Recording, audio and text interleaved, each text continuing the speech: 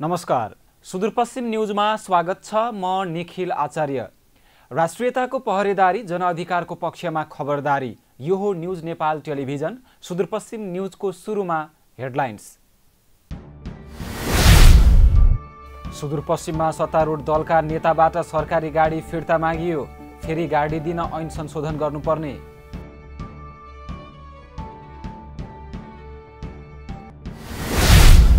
चाडपर्वको मुखमा बाजुराको कोल्टी खाद्य डिपोमा चामल अभाव। स्थानीयले बजारबाट महँगोमा चामल किन्नुपर्ने बाध्यता। कैलालीको धनगढी र अत्तरिया बजारमा केही व्यापारी म्याद गुज्रिएका सामान बिक्री गर्दै। बुधबार अत्तरियाको एक पसलमा प्रशासनको अनुगमन।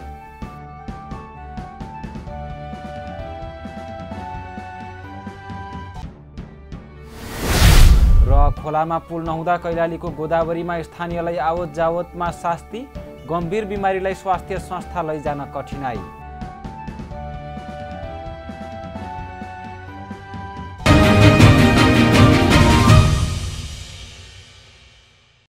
अब सुदूरपश्चिम न्यूज विस्तारमा। सुदूरपश्चिम प्रदेशसभा सचिवालयले सत्तारूढ दलका नेताबाट सरकारी गाडी फिर्ता मागेको छ। सचिवालयलाई सार्वजनिक लेखा समितिले ऐन विपरीत दलका नेतालाई गाडी दिइएको ठहर गर्दै फिर्ता लिन निर्देशन दिइएको थियो। निर्देशनपछि 3 दलका नेताले चढ्दै आउनुभएका गाडी फिर्ता गर्नुभएको छ। उहाँहरूलाई फेरि गाडी दिन ऐन संशोधन गर्नुपर्नेछ।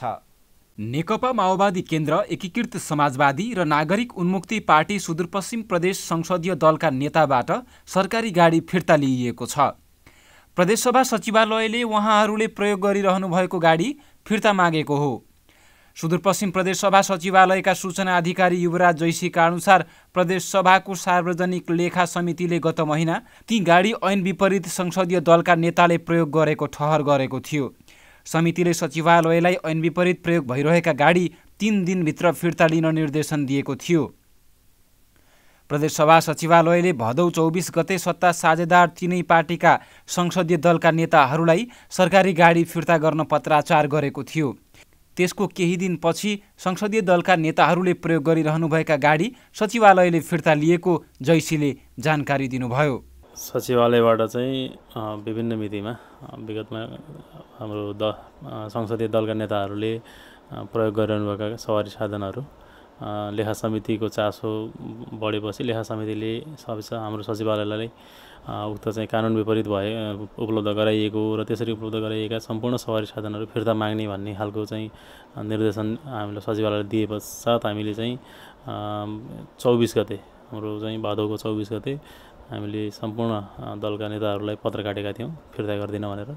तत्पश्चात हाम्रो चाहिँ अब त्यतिखेर गाडी लिने नागरिक उन्मुक्ति दल पार्टी भनौँ न, उसको संसदीय दलको नेता घनश्याम चौधरीले लगेको गाडी पनि फिर्ता गर्नुभयो। पहिला चाहिँ उहाँले गर्नुभयो। त्यसपछि हाम्रो एकीकृत नेकपा समाजवादीका चाहिँ दलका नेता दीर्घ छोडेले लगेको गाडी पनि फिर्ता आयो। हाम्रो असोजको 2-3 गतितिर आयो र त्यसपछि चाहिँ हाम्रो नेकपा माओवादीका दलका नेता खगराज भट्ट मानेज्यूले लगेको गाडी पनि फिर्ता आइसकेको छ अहिले।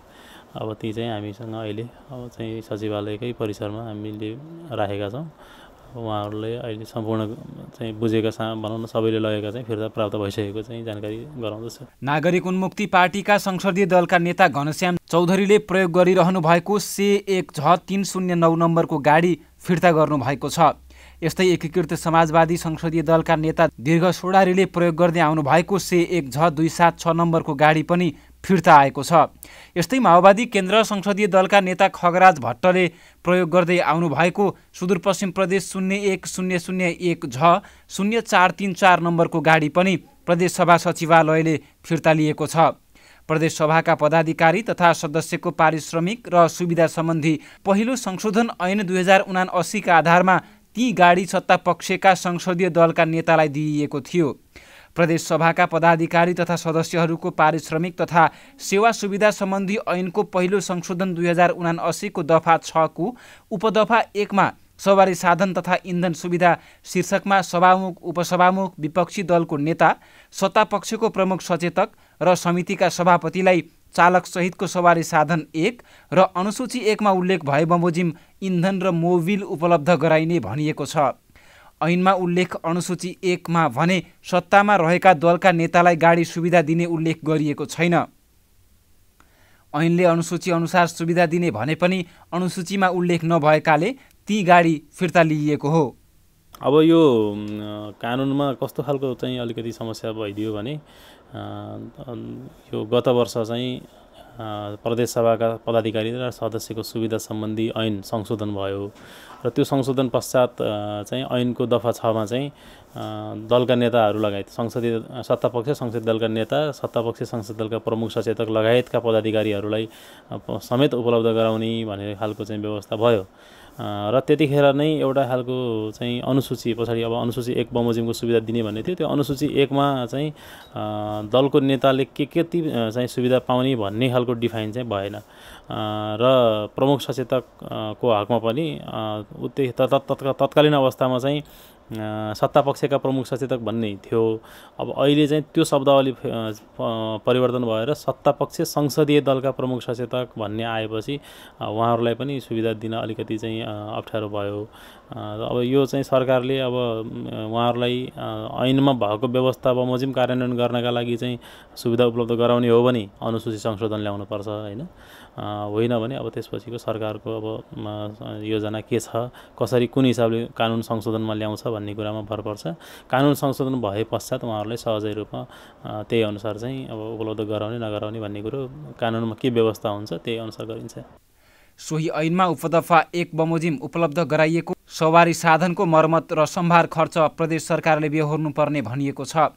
लेखा समितिले ऐन विपरीत प्रयोग गरिएको ठहर गरेका तीनवटै सरकारी गाडीको मर्मत र सम्भारमा भएको खर्चको विवरण समेत पेश गर्न निर्देशन दिएको थियो। प्रदेशसभा सचिवालयले माओवादी केन्द्र संसदीय दलका नेता भट्टले प्रयोग गरेको गाडीमा मर्मत र सम्भारका लागि 2,02,000 रुपैयाँ खर्च भएको जनाएको छ। यस्तै एकीकृत समाजवादी पार्टी संसदीय दलका नेता सोडारीले प्रयोग गर्नुभएको गाडीमा मर्मत र सम्भारका लागि 2,83,000 रुपैयाँ खर्च भएको थियो। यस्तै सचिवालयका अनुसार नागरिक उन्मुक्ति पार्टी संसदीय दलका नेता चौधरीले प्रयोग गर्नुभएको गाडीमा मर्मत र सम्भारका लागि 84,000 रुपैयाँ खर्च भएको जनाइएको छ। निखिल आचार्य, न्युज नेपाल टेलिभिजन, सुदूरपश्चिम प्रदेश ब्युरो, धनगढी। सुदूरपश्चिम प्रदेश सभाबाट काम नसकी भुक्तानी दिएको भन्नेबारे उजुरी परेपछि अख्तियार दुरुपयोग अनुसन्धान आयोगले स्थलगत नापजाँच गरेको छ। आयोगको कञ्चनपुर कार्यालयको टोलीले सोमबार स्थलगत नापजाँच गरेको हो। प्रदेशसभाको मूल गेट र संसदीय समितिको भवन निर्माणको विषयमा परेको उजुरीका आधारमा स्थलगत रूपमा नापजाँच गरिएको अख्तियार दुरुपयोग अनुसन्धान आयोगको कार्यालय महेन्द्रनगरका सूचना अधिकारी वसन्तबहादुर शाहीले जानकारी दिनुभयो। सुदूरपश्चिम प्रदेशसभा सचिवालयका सूचना अधिकारी युवराज जैसीले अख्तियारमा हिनामिना भयो भन्ने उजुरी परे पनि काम गलत नभएको दाबी गर्नुभयो। उहाँले इस्टिमेटका आधारमा भएको काम अनुसार भुक्तानी भएको बताउनुभयो। तर उजुरीमा भने प्रदेशसभामा निर्माण भइरहेको गेट र संसदीय दलका भवनको काम नसकी भुक्तानी दिइएको उल्लेख छ। अख्तियारले यसबारे थप अनुसन्धान गरिरहेको जनाएको छ। सुदूरपश्चिम प्रदेश सभाका संसदीय समितिहरूका सभापतिको निर्वाचन अनिश्चितकालका लागि स्थगित भएको छ। आइतबार मात्रै असोज 12 गतेका लागि सभापतिहरूको चुनावको कार्यतालिका प्रकाशित गरिएको थियो। प्रदेशसभाका सचिव देवबहादुर बोगटीले अर्को सूचना जारी नभएसम्मका लागि निर्वाचन स्थगित भएको सूचना प्रदेशसभा सदस्यहरूलाई पठाउनु भएको छ। सभामुख भीमबहादुर भण्डारीको निर्देशनमा आइतबार निर्वाचन कार्यतालिका सार्वजनिक भएको थियो। कार्यतालिका अनुसार असोज 11 गते बिहिबार नै मतदाताको नामावली प्रकाशन, सभापतिका उम्मेद्वारहरूको उम्मेदवारी दर्ता, उम्मेदवारी फिर्ता लगायतका काम पूरा गर्ने उल्लेख थियो।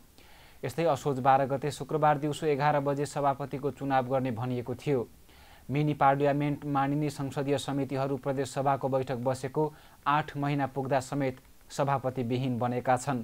सुदूरपश्चिम प्रदेशसभामा विधायन तथा प्रदेश मामिला समिति, सार्वजनिक लेखा समिति, अर्थ विकास तथा प्राकृतिक स्रोत समिति र सामाजिक विकास समिति गरी 4वटा संसदीय समिति रहेका छन्। 4 मध्ये सार्वजनिक लेखा समितिको सभापति भने प्रतिपक्षी दलबाट रहने व्यवस्था रहेको छ। सत्ता गठबन्धनका दलहरू बीच भागबण्डा मिलाउन समिति थप्ने तयारी पनि भइरहेको चर्चा चलिरहेको छ। चाडपर्वको मुखमा बाजुराको कोल्टी खाद्य डिपोमा चामल सकिएको छ। पूर्वी उत्तरी भेगको बुढीनन्दा नगरपालिकामा रहेको कोल्टी डिपोमा मङ्गलबारदेखि चामल सकिएको हो। खाद्य व्यवस्था तथा व्यापार कम्पनी लिमिटेडको डिपो कार्यालय कोल्टीले मङ्गलबार सार्वजनिक सूचना जारी गर्दै डिपोमा रहेको मौजदात चामल सकिएको जनाउँदै बिक्री वितरण बन्द गरेको छ। कोल्टी डिपोमा गत आर्थिक वर्षका लागि स्वीकृत भएको 1552 क्विन्टल चामल सर्वसाधारणलाई बिक्री गरिएपछि चामल सकिएकाले डिपो कार्यालयको गोदाममा ताला लगाएको डिपो प्रमुख भीमबहादुर बुढाले बताउनुभयो। आपतकालीन विपदका लागि बाहेक चामलको मौजदात सकिएकाले सर्वसाधारणका लागि चामल बिक्री बन्द गरिएको डिपो प्रमुख बुढाको भनाइ छ।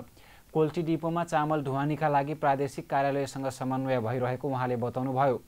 दशैं नजिकै आएकाले तत्काल चामल ढुवानीका लागि आवश्यक पहल गर्न जिल्ला प्रशासन कार्यालय बाजुरालाई आग्रह गरिएको उहाँले बताउनुभयो। शनिबार मार्तडीको खाद्य व्यवस्था तथा व्यापार कम्पनी लिमिटेडमा जिरा मसिनो 200 क्विन्टल चामल पुगेको भए पनि कोल्टीमा चामल सकिएको छ। मार्तडी शाखामा ढुवानी भएर पुगेको जिरा मसिनो चामल बिक्री नहुने अवस्था देखिएको छ। शाखामा गएका सेवाग्राहीले अरुवा मोटो चामल खोजेपछि जिरा मसिनो चामल कम मात्रामा बिक्री हुने गरेको खाद्य व्यवस्था तथा व्यापार कम्पनी लिमिटेड बाजुरा शाखाले जनाएको छ। जिरा मसिनो चामलको मूल्य महँगो भएको भन्दै सर्वसाधारणले खरिदका लागि चासो नदेखाएको शाखाका प्रमुख मेखराज ओझाले बताउनुभयो। प्रादेशिक खाद्य व्यवस्था तथा व्यापार कम्पनीले पछि स्वीकृत हुने गरी अहिले 400 क्विन्टल बढी चामल ढुवानी गरेको छ। खाद्य डिपोमा चामल सकिएपछि स्थानीय बजारबाट महँगोमा किनेर खानुपर्ने बाध्यता छ। कैलालीको धनगढी र अत्तरियाका मुख्य बजार क्षेत्रका केही व्यापारीहरूले म्याद गुज्रिएका सामान बिक्री वितरण गर्ने गरेको खुलासा भएको छ। बुधबार अत्तरियाको एक पसलमा जिल्ला प्रशासन कार्यालय कैलालीले अनुगमन गर्दा म्याद गुज्रिएका सामान फेला पारेर बरामद गरी नष्ट गरेको हो। गोदावरी नगरपालिका 1 मा रहेको रोटी जोरायल किराना पसलको गोदाममा 30,235 मूल्य बराबरका सामान बरामद गरेर नष्ट गरिएको जिल्ला प्रशासन कार्यालयका सहायक प्रमुख जिल्ला अधिकारी यज्ञराज जोशीले जानकारी दिनुभयो। उहाँले चाडपर्वलाई लक्षित गर्दै बजारमा दैनिक उपभोग्य सामानको मूल्य वृद्धि रोक्न गरिएको अनुगमनका क्रममा म्याद सकिएका सामान फेला परेको जानकारी दिनुभयो।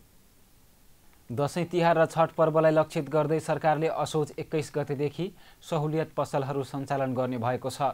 मङ्सिर 3 गतेसम्म यस्ता पसल सञ्चालन हुनेछन्। अत्यावश्यक खाद्य वस्तुहरूको बजार मूल्य नियन्त्रण र गुणस्तरीयता कायम गरी सरल, सहज र सर्वसुलभ रूपमा उपभोक्तालाई दैनिक उपभोग्य वस्तु बिक्री वितरण गर्ने उद्देश्यले सहुलियत पसल सञ्चालन गर्न लागि हो।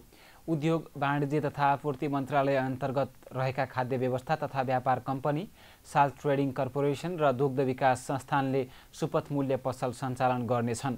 कैलाली, डडेलधुरा, बाजुरा, बझाङ, अछाम, दार्चुला, महेन्द्रनगर गरी सुदूरपश्चिमका विभिन्न 7 स्थानमा खाद्य व्यवस्था तथा व्यापार कम्पनीले सहुलियत पसल सञ्चालन गर्नेछ। दुग्ध विकास संस्थानले अत्तरिया र धनगढीमा सुपथ मूल्य पसलसहित एकीकृत घुम्ती सेवा पसल पनि सञ्चालन हुने जनाएको छ। चाडबाडको अवसरमा आम उपभोक्तालाई राहत दिने उद्देश्यले सुपथ मूल्य पसल सञ्चालनमा ल्याउने तयारी भइरहेको छ। बजारमा कृत्रिम अभाव तथा महँगी बढ्दै जाँदा सुपथ मूल्य पसलबाट सस्तो मूल्यमा उपभोग्य वस्तु किन्न पाउँदा उपभोक्तालाई सहज हुने अपेक्षा समेत गरिएको छ। सुपथ मूल्य पसलबाट चिनी, नुन, चामल, साबुन लगायतका सामग्री बिक्री वितरण गरिने तयारी छ। चाडपर्वका समयमा सर्वसाधारणले दैनिक उपभोग गर्ने दाल, चामल, नुन, चिनी, तेल, घिउ लगायतका खाद्य वस्तुहरू बजार भाउभन्दा कम मूल्यमा सरकारले बेच्ने दाबी गरेको छ।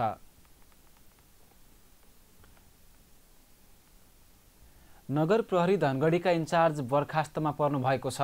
धनगढी उपमहानगरपालिकाका नगर प्रहरी प्रमुख कृष्ण मल्ललाई जागिरबाट बर्खास्त गरिएको हो। सोमबार उपमहानगरपालिकाले उहाँलाई जागिरबाट बर्खास्त गरेको हो। धनगढी उपमहानगरपालिकाका प्रमुख प्रशासकीय अधिकृत रामलाल श्रेष्ठका अनुसार मल्ललाई सोमबार बर्खास्त गरिएको हो।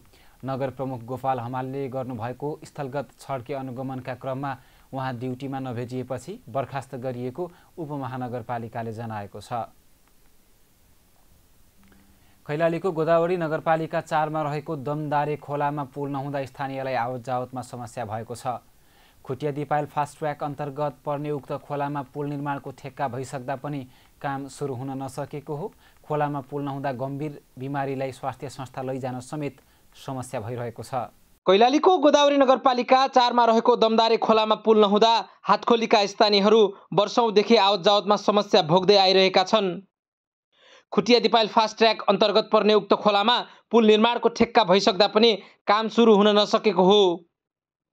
बर्खाको समयमा गाउँमा बिरामी पर्दा वा सुत्केरी महिलालाई अस्पताल लैजान निकै समस्या हुने गरेको स्थानीयको भनाइ छ।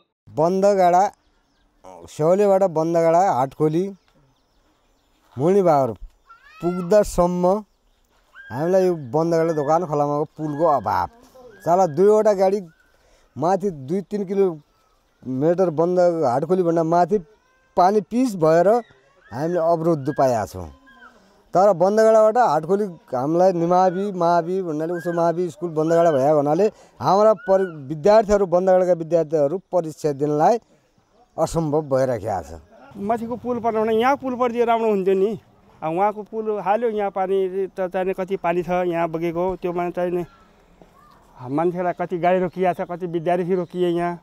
सो ठाउँबाट बजार क्षेत्रका विद्यालय जाने विद्यार्थी अथवा माल सामान किनमेल गर्न बजार आवजावत गर्न पनि निकै समस्या हुने गरेको स्थानीयहरू बताउँछन्। सरकारले खुटिया दिपायल सडक खण्ड अन्तर्गत सो क्षेत्रभन्दा अगाडिको बाटोमा पुल निर्माण गरिसके पनि मुख्य बजार जोड्ने सडकमा पुल नहुँदा समस्या जस्ताको त्यस्तै रहेको स्थानीयको भनाइ छ। यो दोबान खोलामा चाहिँ पुल बन्या छैन। यो पुल बनिदिएको भए यहाँ आउने मान्छेहरू पर्यटक स्थलको हिसाबले पनि धेरै आवत जावत हुन्थ्यो। त्यो चाहिँ यो नदीले गर्दाखेरि मान्छेको आवत जावतमा कमी भयो।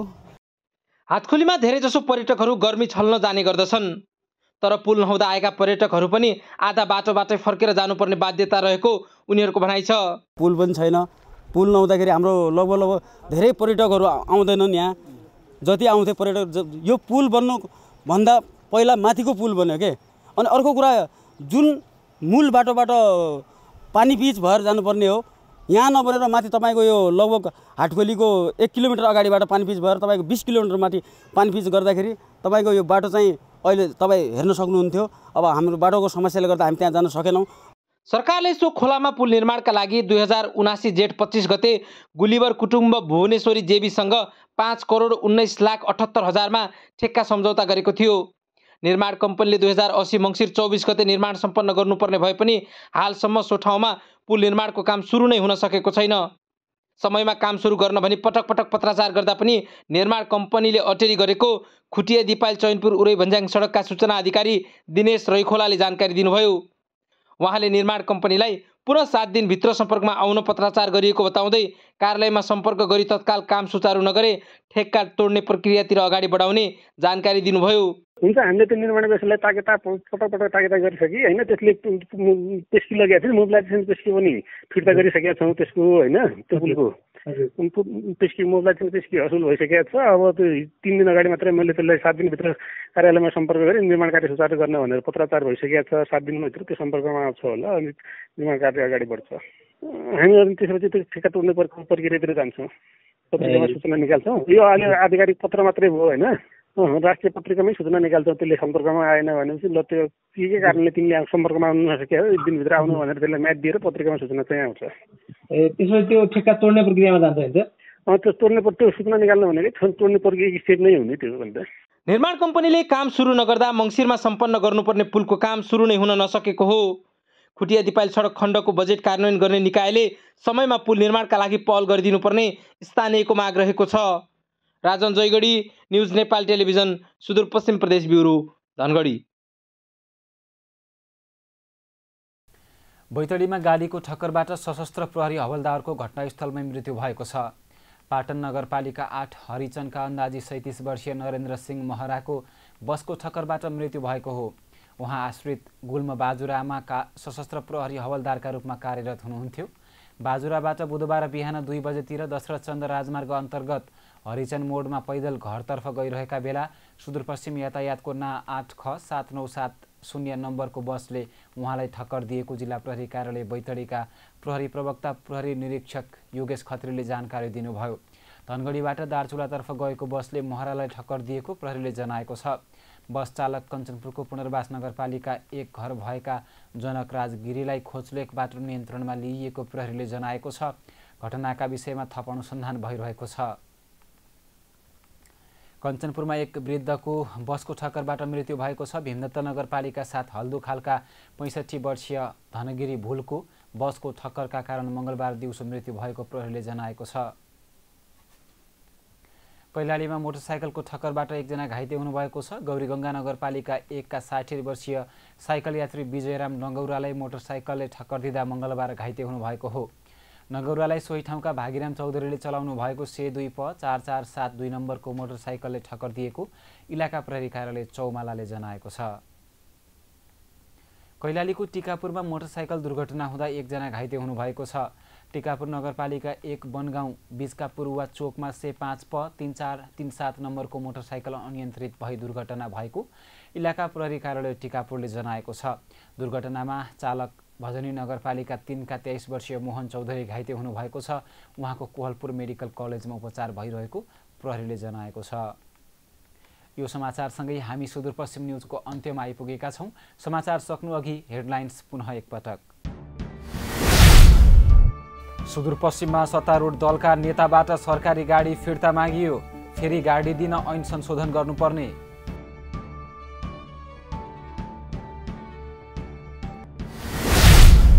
चाडपर्वको मुखमा बाजुराको कोल्टी खाद्य डिपोमा चामल अभाव।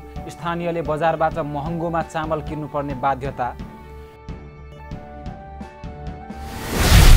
कैलालीको धनगढी र अत्तरिया बजारमा केही व्यापारी म्याद गुज्रिएका सामान बिक्री गर्दै। बुधबार अत्तरियाको एक पसलमा प्रशासनको अनुगमन।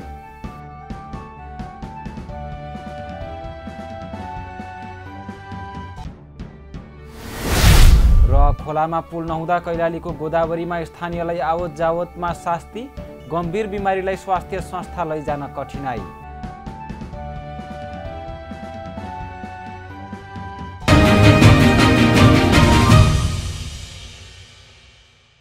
हवस् त अहिलेलाई सुदूरपश्चिम न्युज यति नै। राष्ट्रियताको पहरेदारी, जनअधिकारको पक्षमा खबरदारी। न्युज नेपाल टेलिभिजन हेर्दै गर्नुहोला। अहिलेको सुदूरपश्चिम न्युजबाट हामी बिदा हुन्छौं। नमस्कार।